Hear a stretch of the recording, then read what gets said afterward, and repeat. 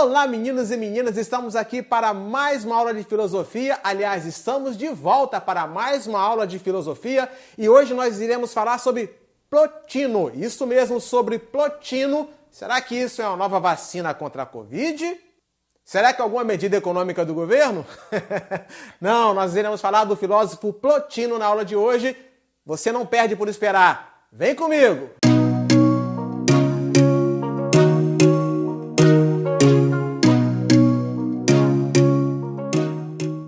E cá estamos de volta para mais uma aula nossa de filosofia depois de algum tempo. Aqui estou eu para mais uma aula de filosofia. Como vocês estão?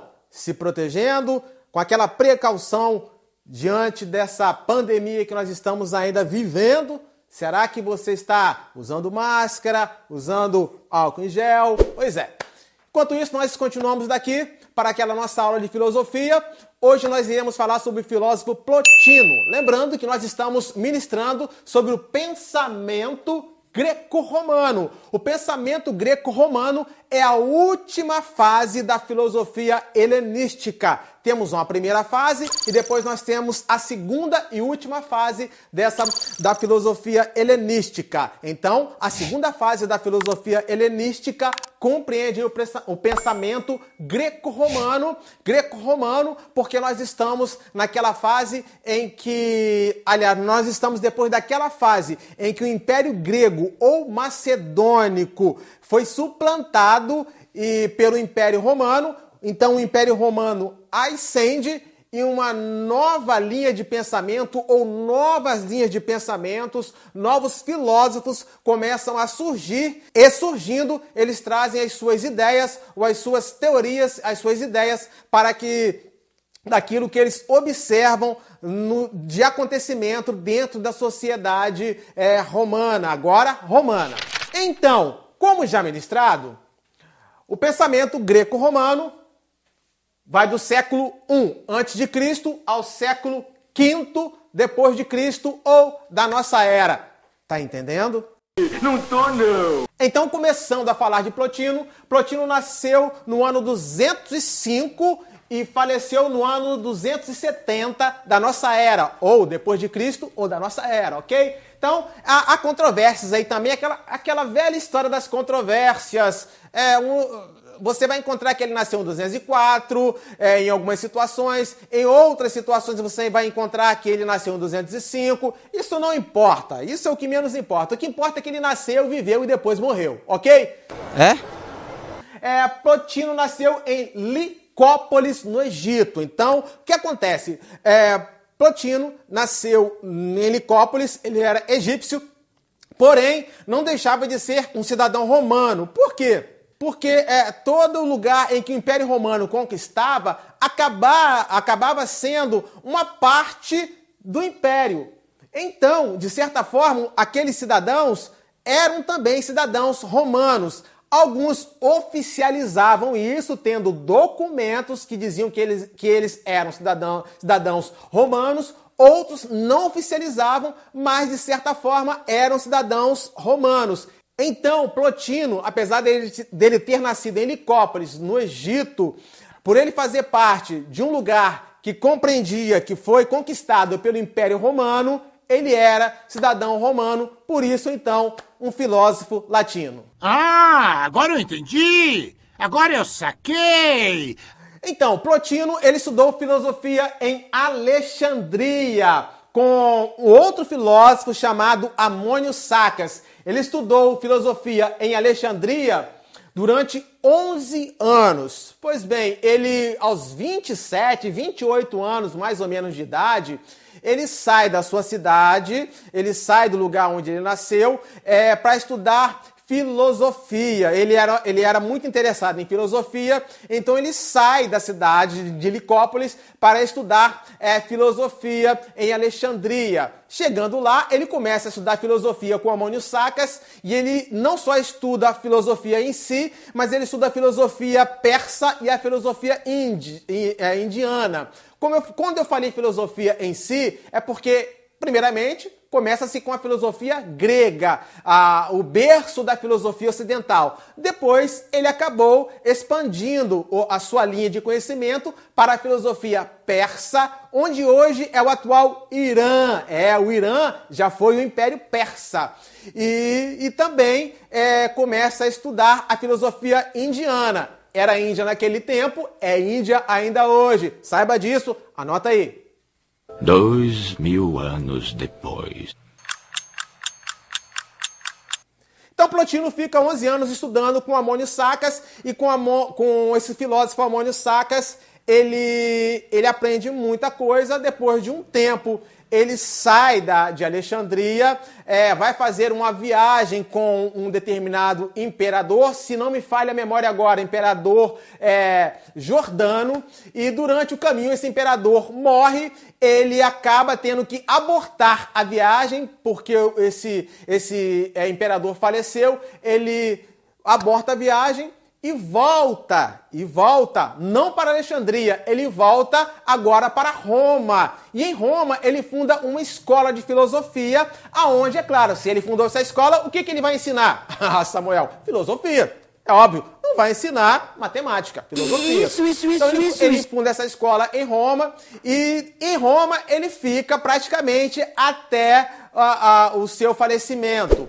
Ensinando filosofia em Roma, ele acaba ensinando muita coisa do Amônio Sacas, que foi um filósofo que ele foi discípulo lá em Alexandria. Por quê? Porque Amônio Sacas foi uma espécie de Sócrates, não escreveu nada. Não escreveu, mas ensinou, e aquilo que o seu discípulo Plotino aprendeu com ele, acabou levando essa bagagem toda para Roma. Então, o Plotino funda essa escola em Roma e começa a passar muito da filosofia do Amônio Sacas. Partindo disso aí, as obras de Plotino foram inspiradas, ou foi inspirada nas ideias do filósofo Platão. É engraçado, né? Plotino, Platão, há alguma semelhança.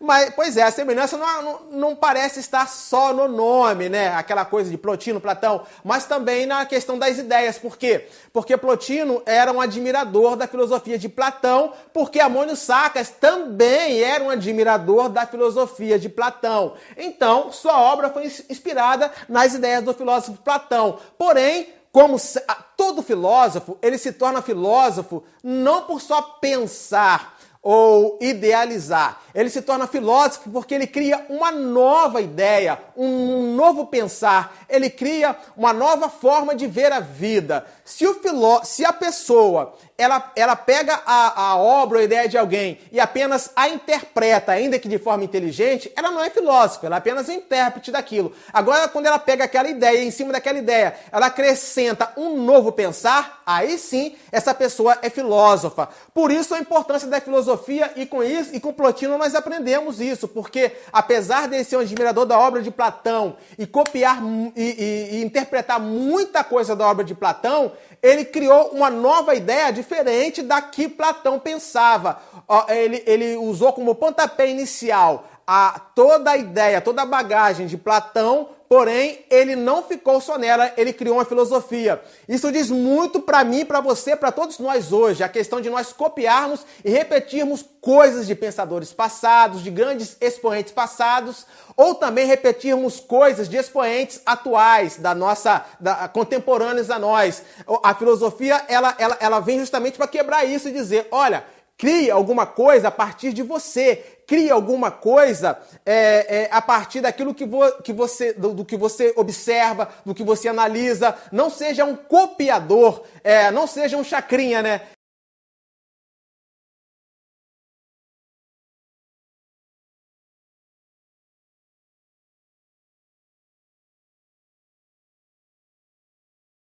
Então, partindo desse pressuposto que o filósofo ele precisa criar uma nova forma de pensar, criar uma nova ideia, uma ideologia nova, o Plotino, ele acaba sendo, ele é reconhecido como fundador do neoplatonismo.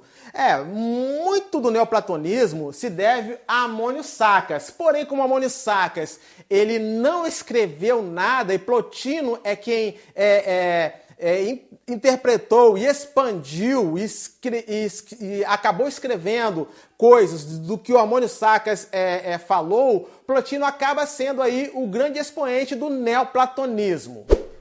Uma outra observação que eu quero fazer para vocês é que essa expressão neoplatonismo, ela não foi criada por Plotino ou por aqueles que foram contemporâneos a Plotino, ou foram seus adversários, ou foram seus admiradores e discípulos. Essa expressão neoplatonismo, ela foi criada no século XIX, ou seja, muitos anos, muitos séculos depois que Plotino faleceu.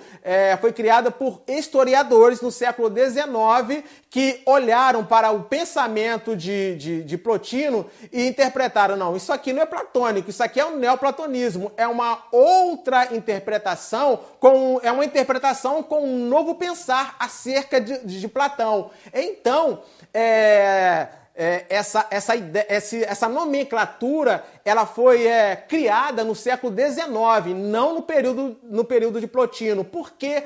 Porque, na realidade, no período de Plotino, todo pensamento relativo, alusivo a Platão era chamado de platônico e não neoplatônico. Deu para entender? 2000 anos depois. Então, falando então do neoplatonismo. O neoplatonismo, do que se trata isso? O que nós podemos entender acerca do neoplatonismo? Pois é, o neoplatonismo defendeu que tudo que existe deriva-se do uno. Está se criando aí uma nova forma de pensar. Porque para Platão, o mundo deriva-se do caos. Já para Plotino, tudo que existe deriva-se do uno, ou do ou o único Deus. Na realidade, quando eu coloquei aqui o único Deus, é que essa expressão ou essa ideia do único Deus, ela não foi propagada por Plotino. É bom nós separarmos isso aqui. Isso vai ser propagado depois com Agostinho de Hipona, que é outro filósofo cristão do século IV. Como cristão, ele interpretou que era Deus. Porém, tudo começou com Plotino dizendo que tudo origina-se do uno. Então, existe um ser uno, Deus, para Agostinho de Hipona, de onde se origina todas as coisas. Lembra quando nós começamos lá atrás com os primeiros filósofos, Tales? Qual é a substância da onde se origina tudo? A água. Então, quando nós chegamos aqui, há muitos anos depois, Plotino diz que tudo deriva-se do uno, de um. Existe uma substância originadora de todas as coisas. E essa substância, ele denomina uno. Pois bem, então nós temos essa substância original, que é o uno, que para Agostinho seria Deus. Então, o Plotino acaba ajudando a própria filosofia cristã depois a interpretar Deus melhor. Então, muito das ideias que estão entranhadas no pensamento cristão iniciou-se com o neoplatonismo. Então nós começamos com o uno e dentro dessa proposta neoplatônica, o Plotino divide em 3 estágios. Começamos com o uno, que é a substância original, ou que é o princípio originador de todas as coisas. Depois do uno, nós temos algo que Plotino vai chamar de nous ou logos, que seria a mente criativa. E partindo dessa mente criativa, que Plotino vai chamar de nous ou logos, nós temos outra ideia que procede daí, vamos para um outro estágio daquilo que procede do nous ou do logos, que é a alma do mundo. A alma do mundo, que se divide em alma superior e alma inferior. Só que isso eu irei deixar para uma próxima aula para explicar melhor os 3 estágios aí do neoplatonismo, o que foi o neoplatonismo, como se desenvolveu, a questão da felicidade e a questão do bem. Pois bem, e aí, gostou da nossa aula? Gostou? Se gostou da nossa aula, dá um like aí, inscreva-se no canal E não se esqueça de ativar o sininho para receber as notificações. Ajude aí a expandir a nossa aula de filosofia e, é claro, a propagar o canal aí do Filosofia na Veia com o professor Samuel Ribeiro. Em uma próxima aula, nós voltamos com muito mais sobre Plotino e o neoplatonismo. E não se esqueçam, lembre-se sempre, Filosofia na Veia. Até a próxima!